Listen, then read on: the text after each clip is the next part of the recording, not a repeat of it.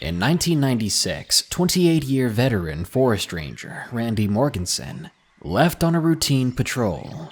5 years later, only parts of him were found along a river. Author Eric Blim, who wrote a book of his disappearance, stated, "I don't think it was an accident. After so many years with the bones gnawed, there's no way to say exactly what happened." You're watching Darkness Prevails, the best place to share your creepy stories with the world, because this world is a strange one. The outdoors are fierce and untamed, despite what you may have been told or believed.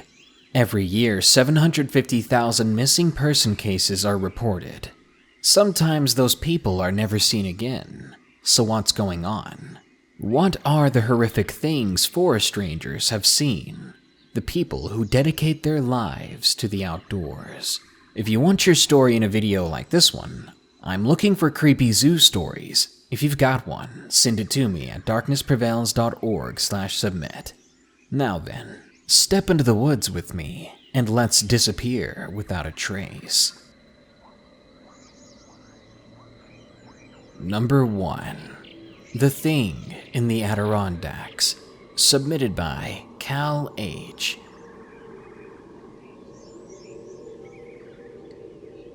For the sake of the story, you can call me Cal. I worked as a police officer for the Atlantic City PD of New Jersey for 18 years. When I retired, I pulled some strings from my many years of service on the force and from cooperating with New York police officials to get a job with the Adirondack Park Rangers. I'd always loved the great outdoors, something I missed while working in Casino Central at Atlantic City. And what could be more outside the loop than 6.1 million acres of woods, rivers, lakes, and mountains? I was looking forward to it, a quiet bachelor's retirement, preserving the forest and looking after the nature I loved. But as it would turn out, nature also holds a lot of terrible secrets. I arrived at the Adirondack Park in 1995, a year after my retirement, to my designated park ranger cabin. We were required to live and work on the reserve. I was driven up from Atlantic City by the guy I was replacing, a fellow we can call Joe. Joe had worked here for over 30 years, and in spite of his graying hair, he was still spry and full of life. After a long drive, we pulled into the clearing around the cabin. Joe showed me the well from which we drew water, where the power lines were, and around the small two-man cabin.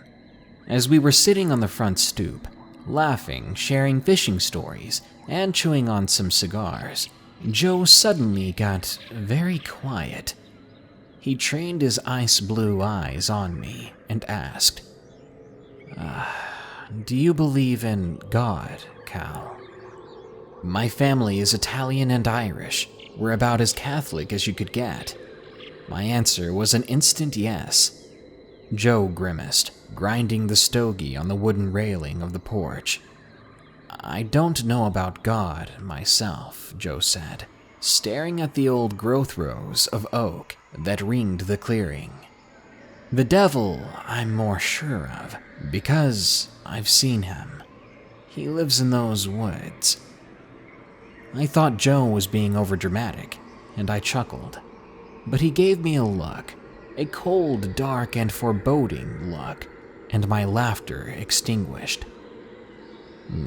"You'll see what I mean soon enough," he said, disposing of his cigar in the garbage inside the cabin. As he came back out with his fedora, he paused and looked at me. "I love these woods, but there are dark things out there you couldn't even begin to imagine." For the first month after Joe left, I could almost convince myself his terrifying words were nothing more than park ranger hazing. He was initiating me to the camp by scaring me. Yeah, that was it. I quickly fell into the rhythm of ranger life, patrolling the woods and clearing paths, participating in biomass surveys with people from Albany. It wasn't all sunshine, though. Poachers were rife. And the anti-government militias training illegally in the park aren't friendly at the best of times. But after 18 years on the beat, those punks didn't scare me.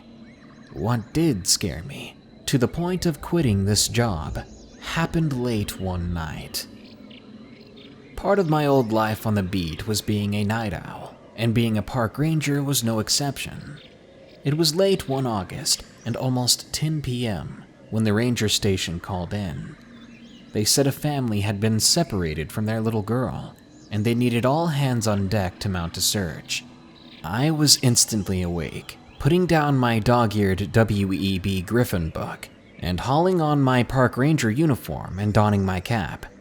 I met up with my boss, Captain O'Rourke, and he assigned me to follow a tributary of Grindstone Creek, near where the family had last seen their daughter. I led a bunch of civilian volunteers down the creek, armed with flashlights and intermittent firearms. There had been black bear activity in the area, so packing heat made sense. As we fanned out along the creek, I gradually separated from the others, scanning the forest until my flashlight caught something pink, totally at odds with the summer ground cover. I yelled out that I'd found something, but then my flashlight panned up, and I wish to this day that I'd never done that. I'd found the girl, but she was in pieces, scattered across the clearing. What my flashlight had caught was her arm, no longer attached, with the stub of a pink t-shirt still there. I had seen horrible gangland violence, but nothing ever topped the brutality of this scene. I gagged, and that was when I heard it. It was a strange cooing, hooting sound. Something about the sound turned the blood in my veins to ice as I panned my light in the direction of it, and it felt like my soul died in my chest. Standing there, easily 7 feet tall, was this thing. That's the only way I can describe it. It was tall but heavily emaciated, about as wide as a lamp pole. I could see its ribs protruding out of its rotting gray flesh. Its feet were hooved, but it had hands like a man, albeit with long, disgusting black talons in place of fingers. Its head, that was what still gives me nightmares. Instead of a normal head, it appeared more as a buck's skull with a massive rack of 8 or so points. Its mouth was full of dagger-like teeth, which curved up and outwards the closer to the front of the mouth they got.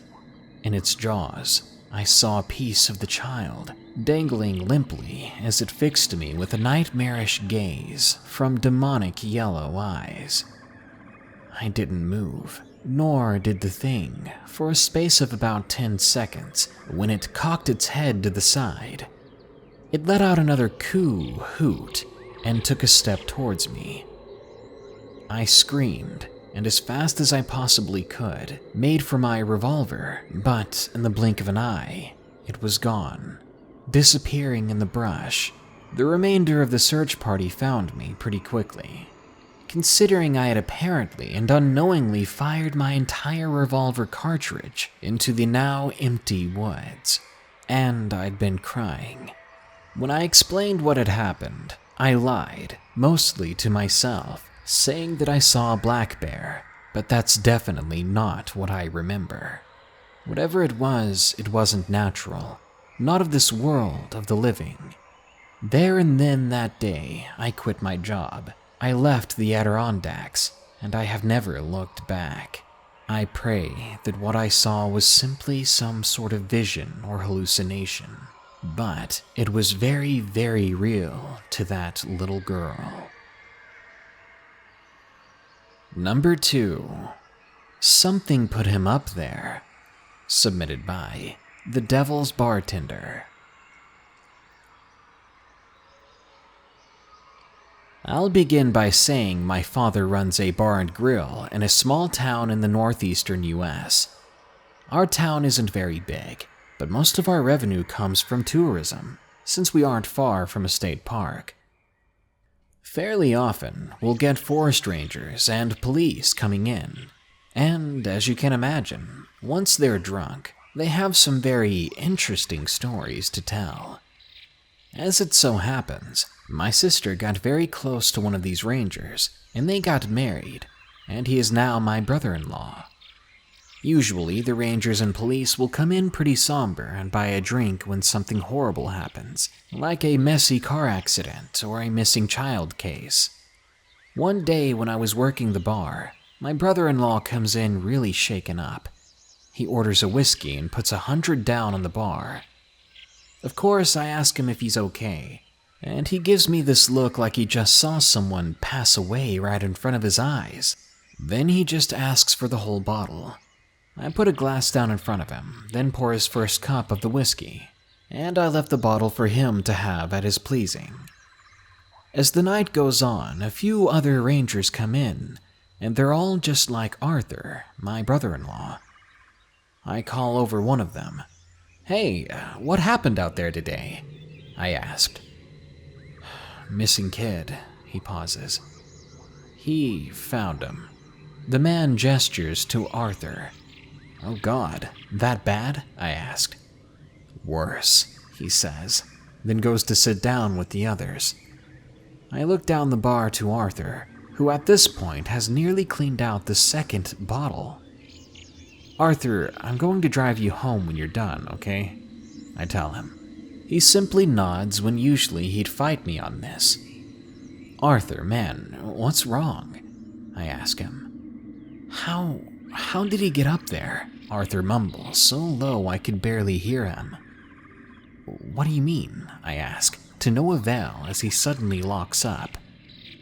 This really freaked me out, because as a bartender, drunks often want to talk you up the whole night. Even Arthur has done this from time to time. Later on, I end my shift early, handing the bar off to a coworker, and I begin to take Arthur home. In the car, he begins to open up. At first, he talks so fast that between the slurs and the pace, I have a hard time keeping up with him. But to my memory, this is very close to what he said. "I got the call. I got called and I went. The boy was gone and his mom had no idea where he was. Then I went out to find him because we couldn't leave him, but why was he there? How was he there? He couldn't be there, but he was. He was, but how? He was all bloodied and so high. Half of him was gone. I don't know where it is, but it's not there with him." At this point, he was crying, and I made the mistake I wish I hadn't. "Where was he, Arthur?" Up there," he said, looking up as if the kid was on the roof of my car. "In the tree, 50 feet up, I found him because the blood had fallen on me." Arthur locked up again, and this time I was actually glad he did. He kept staring at his hands like there was something there. When we got to his home, I was trying to find the keys to get him inside when he grabbed me very suddenly and made me yelp. He looked me in the eye, his face serious, and I thought for a second he had somehow completely sobered up. "Something put him there," he said, staring into my eyes. What put him there?" I asked. "I don't know. I don't want to know," Arthur said. My sister opened the door, having heard us outside, and she helped me get him in and lay him down. She asked me what was wrong with him, and I told her that she didn't want to know, to just believe me that he had a very, very bad day. That night, I lay awake thinking about what Arthur had said. To this day, he doesn't talk about it, and that's fine by me, but sometimes I wonder, what could put that kid 50 feet up into a tree? But just like Arthur, there's a part of me that desperately doesn't want to know. Number 3. Stairs. Submitted by Megan W. I have an uncle that used to work as a forest ranger in Michigan. He's gone through nights of tigers loose in a campsite without a working flashlight, drunk guys drowning in the rapids, and kids passed away from hypothermia, their bodies found cradled peacefully at the bases of tall pine trees. A lot of strange and creepiness, yes, but he never seemed disturbed when telling these stories. He saw it as just part of the job. He took me and my middle brother on a walk through my grandparents' woods one evening, while the adults made dinner. The other two boys were completely occupied with a video game, and there had only been 2 players in the game, so our uncle decided that he would give us other two some special attention, especially to me, as being the only girl. I would get excluded from a lot. We walked for maybe 15 minutes before my uncle stopped dead at the swamp area in the woods, a place we often went to hunt for mushrooms in the summer. But right in the middle of this soggy part of the forest, we saw something extremely odd and even more out of place. Particularly, we hadn't seen it there before. You're not going to believe me when I say this, but there was a staircase in the middle of the swamp. It was as if someone had built a house there, and everything but the stairs had been swallowed up by the swamp.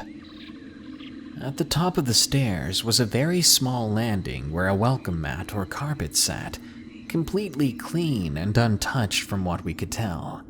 I felt my face twist with confusion and bewilderment, and I looked up at my uncle. But the look on his face struck me like a cold ice pick. My uncle was terrified, shaking like it was the middle of winter. His eyes darted around the tree line, like he was looking for something. Then he grabbed our hands and began to walk twice as fast. I've always been very short and unable to keep up, so I found myself being carried all the way back to the house. When we arrived, we stopped only when we were in direct sight of the house, and he told us not to say anything about it to anyone, especially the boys, and to not go out of sight of the house without him with us. We were very confused, but also extremely scared, as it just sounded insane to us, so it was easy for us to keep our mouths shut. Recently, I went back home to visit, and I convinced my brother to come with me to see the staircase, though it took a lot to convince him to come along. At first, he refused to go without a weapon and our 200-pound mastiff. When we got there, back to the same spot from before, there was nothing, just a clearing, no bits of metal, no carpet, just an empty clearing and a nice big patch of mushrooms. Those mushrooms might have been in our dinner if our mastiff hadn't growled the moment we stepped towards them.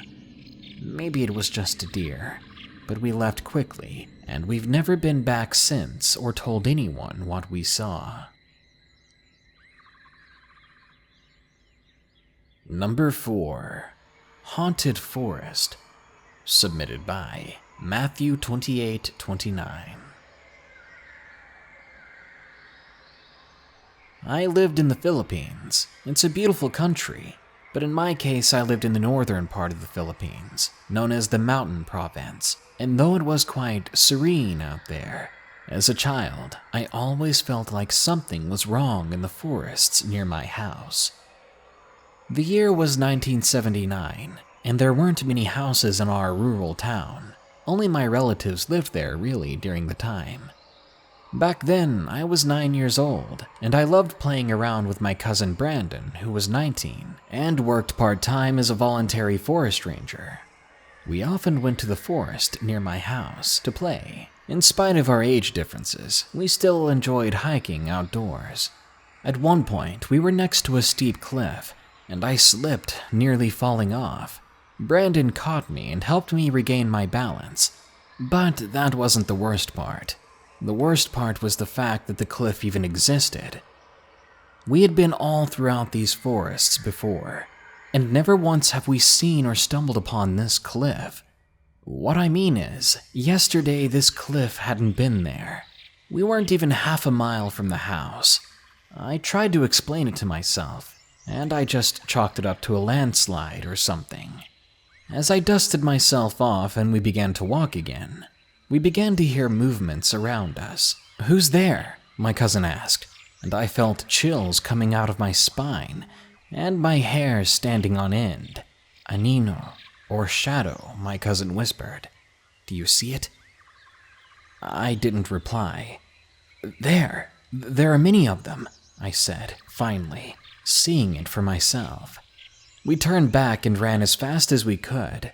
I remember shouting so loud, my mom came out rushing towards me. She saw me and got angry and said, "Why do you go out there alone like that? It's dangerous." I froze right then and there. "What do you mean? Brandon's right here with me." She got down on her knees and scraped some dirt off of my face. "Look, you got hurt." "Mom, stop," I said. "What did you mean? Brandon was just right here." I looked around me, and I noticed that Brandon wasn't there anymore. When I turned back to my mother, she had a very concerned and sad look on her face. With hesitation in her voice, she had to remind me, "Honey, remember, Brandon passed away just yesterday." I was in complete shock.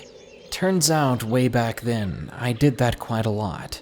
Because when Brandon was gone, it hurt me bad.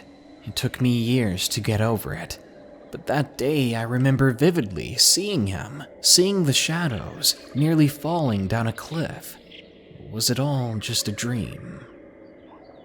Again, Brandon was a voluntary forest ranger in his time, and he had helped a lot of people in the woods. And before he passed, he had taken care of me a lot. Every time he had gone to our house, he would tell me stories about his adventures in the woods, about the shadows he'd see, the whispers he heard, and even the time he saw the tikbalong, a half-horse, half-human creature. I always thought those stories were only just stories. Anyway, that was what inspired me when I was 18, to serve as a voluntary ranger myself. I'm beginning to understand how it was for him. The nighttime whispering you could hear all around the woods. The strange movements you'd see out of the corner of your eyes. We used to have to work with partners. My partner, Andy, heard them too, the whispering. He was also very afraid to go out after dark and would try to get out of his duties at nighttime as much as possible.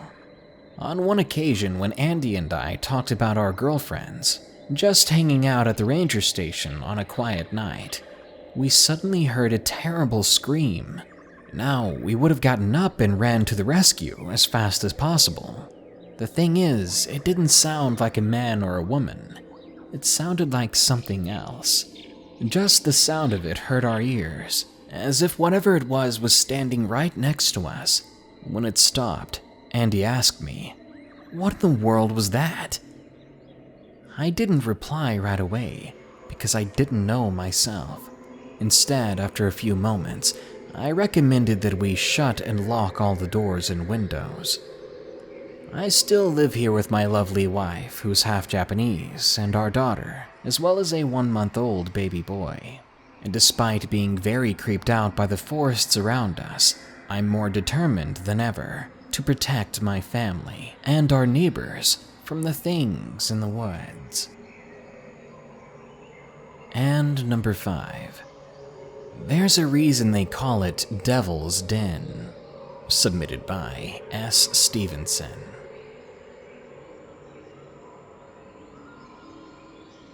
In the early 2000s, when I had just graduated high school, I was looking for any and every way to get into the Forest Service. I wanted to work my way up to being a game warden, but that dream quickly subsided. Because when I was taken in as a park ranger around Devil's Den in Arkansas, I was smitten. The job never felt like a job, and it was very satisfying. Rarely did we have emergency calls, but when we did, finding that lost person or helping the injured get help, it left you with a feeling like you could actually have an impact on the world. All while preserving nature, of course.